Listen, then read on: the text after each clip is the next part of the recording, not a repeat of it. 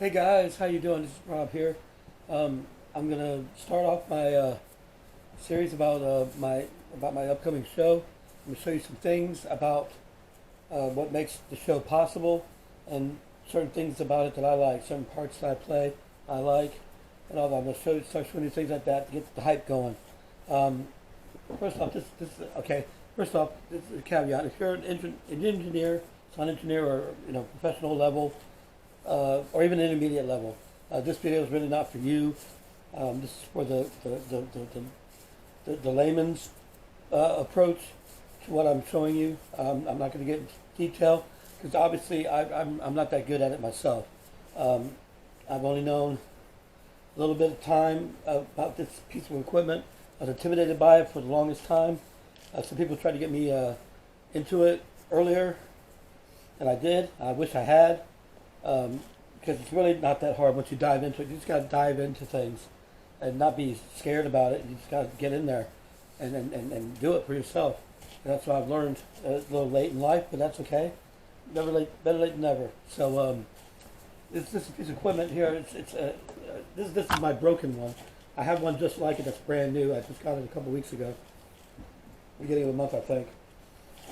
This is a sound an audio interface. And what it's used for is it's used for you can record on it or with it. It's a way for your musical instruments to get recorded into your computer. It's the gateway. It does so many things though. It's basically like having a mixer and this is like a mixing console into your recording software. Sort of like that, something like that. Again, if you're pro, please don't beat me up over the fact that I'm not saying this correctly because it's just for entertainment purposes only. Okay, maybe some education, I guess. But I have a computer behind the drum set, and I would show you all hooked up, but it's wires everywhere, and it's not it's more confusing than just to show you just from here. Basically you have your inputs here. These are two mic inputs. Or a guitar cord or bass cord. You plug it right in, and there's 6 more in the back here. I have 8 inputs because I need a bunch of them for my drum set. I have 8. I have 7. I could do 7 or 8 depending on how I set the mics up. I've got currently 7 mics on the drum set right now, and they all take a channel. And then what this box also does, it takes it and you plug it in like you would a mixing board, and then it runs into the computer where you can dial in your sounds, your levels, all your effects. You have amazingly amount of access to all these effects. There's software in there that you can use to if you don't know how to mix, you can basically learn how to mix a little bit, very basically. What I do is there's a mixing program called Easy Mix, and when it's time to put in a mix in for a particular tom or the drum set as a whole, I can just look into under the preloaded presets and look for drum set, and it gives me a name, drum set 1, drum set 2, or whatever, and I plug them in, I listen to it, and I pick the one I like the best. It's so simple. It's not going to replace engineers, but it's going to help you do it yourself if you don't have access to an engineer. Not everybody has an access to a sound engineer, and it's very complicated stuff done so easy.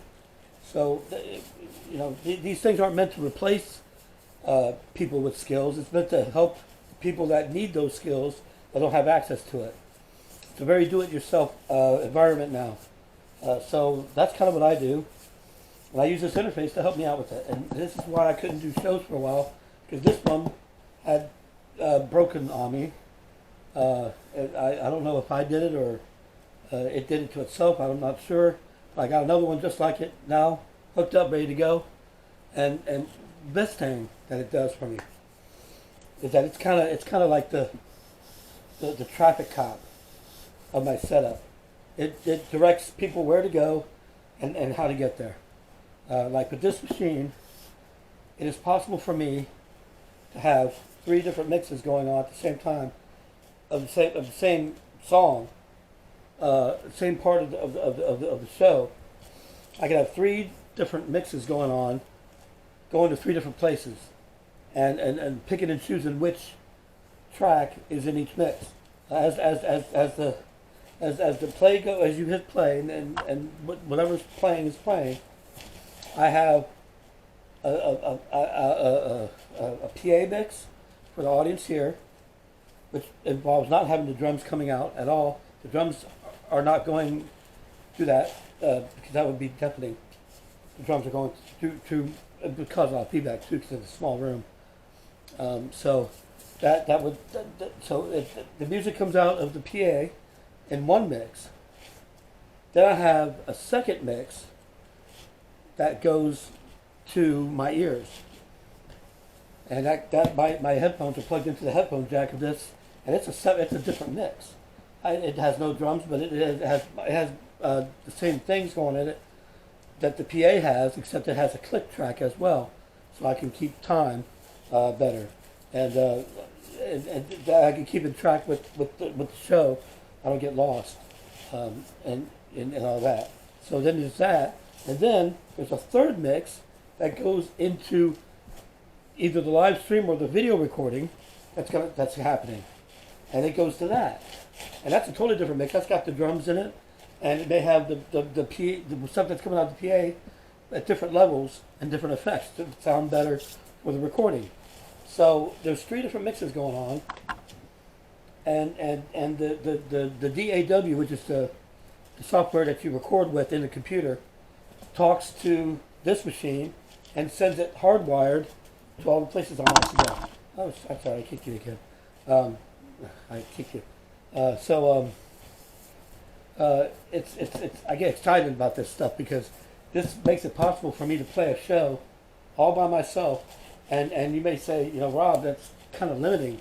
You're kind of stuck in a rut here. You can't. You have no freedom. And I'm like, it gives me tremendous freedom because I can program all this stuff before the show starts, and I'm running it.